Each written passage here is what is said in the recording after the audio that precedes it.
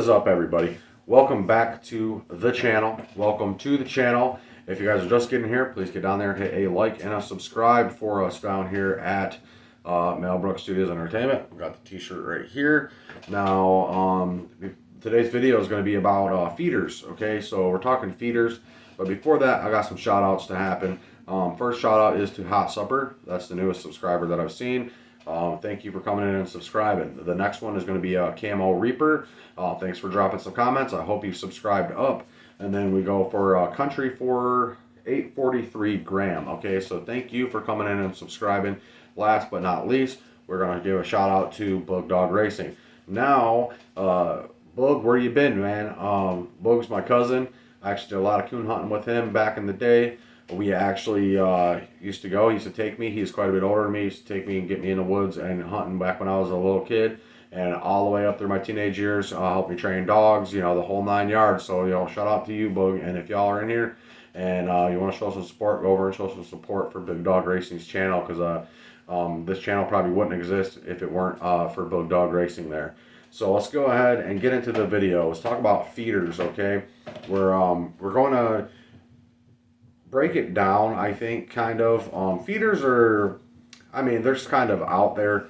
Some people really adhere to a feeder. Some people really just despise a feeder.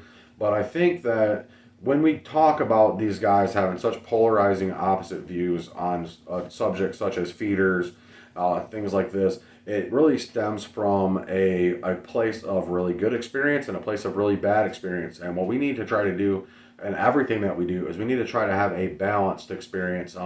Too much of a good thing becomes bad. Too much bad becomes no good. So it's just kind of like that thing. We're going to keep it right in the middle. We're going to keep a streamlined process. So when we're hunting off of feeders, there's a few main reasons why I would hunt off a feeder. I have actually started a dog off a feeder before, and I'll go over some of the reasons why I started that dog off a feeder and none of my other dogs off a feeder. Okay, so we're going to have a situation to where we cannot get a hold of a live coon. Okay, so we're having an issue trapping, we're having an issue getting a hold of somebody who has one, we're just having no luck with a live trap, we're having no luck with attaining a live coon, or maybe our state it's illegal, right? So we can't have one. Okay, so that's the first reason right there.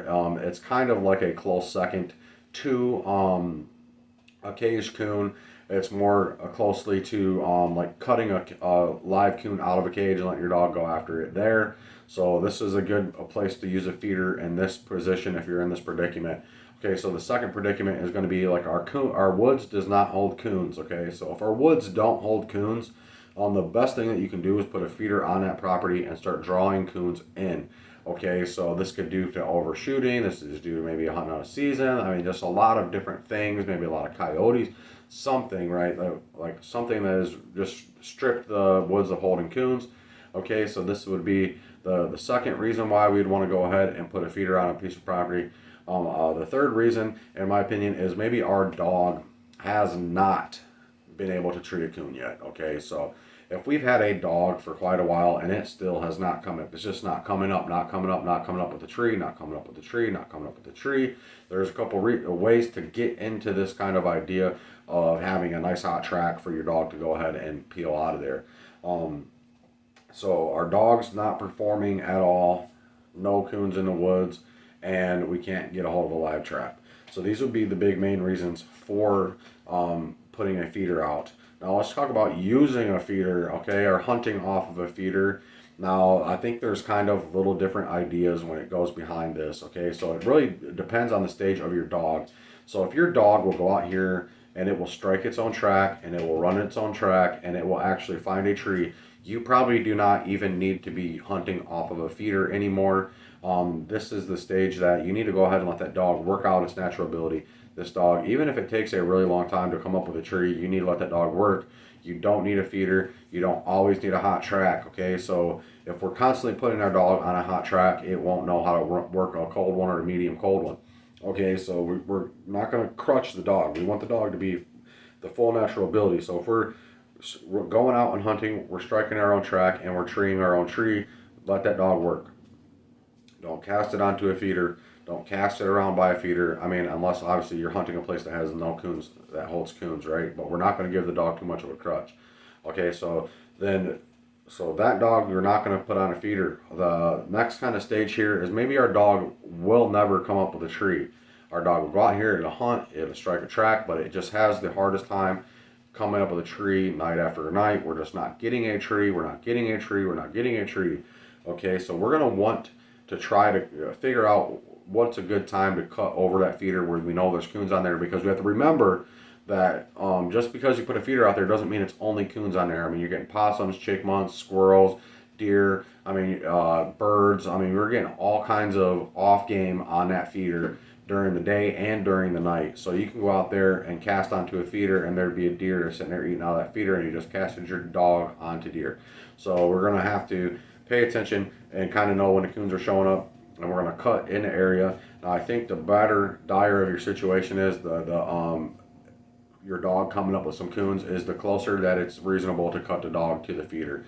So if we have a dog in a dire position where it hasn't treed and it won't come up with a tree, we can cut a little bit closer just to start get that ball rolling to where they'll start coming up with trees. But like I said, if they'll go out here and they'll strike a track, they'll push a track, and they'll hit a tree, we don't need a feeder. The last one here is kind of like we have a dog that's not going and hunting. We're having a dog that is not striking its own track. We're having a dog that is not putting something up a tree. We can go ahead and just cast right onto that feeder and see what he comes up with. See if it'll actually go hunting. We'll just have to work it through that stage of its training, and then we're going to gradually peel back the feeder. Now, if we have a dog that is going and we want to cast onto a feeder, we don't want to cast directly onto the feeder. We never want to cast directly onto the feeder unless we're in dire straits for our dog to tree a coon. We want to cast hundreds of yards away from the feeder. We want to cast opposite sides of the property. And then even then, if we have a dog that's going pretty good and we just have a feeder out there to bring coons on the property, when we're cutting our dog, we want to make sure on our GPS, or we want to make sure we know where our feeder's at adjacent to where we are, and we want to make sure that every time we cut our dog, he's not running straight to the feeder and then pushing the track off the feeder, because essentially we are just creating a super crutch for that dog, and maybe he'll start hunting feeders, okay? Which we don't want that. But I hope you guys liked the video. I really appreciate everybody subscribing. I mean, I've gotten quite a few subscribers over the past couple weeks, and I'm really excited about that. And I thank you guys for coming in and checking out the content. Thanks for liking my videos and commenting on my videos. But there's today's video. Keep them treed. Let's be cautious how we hunt over feeders, guys.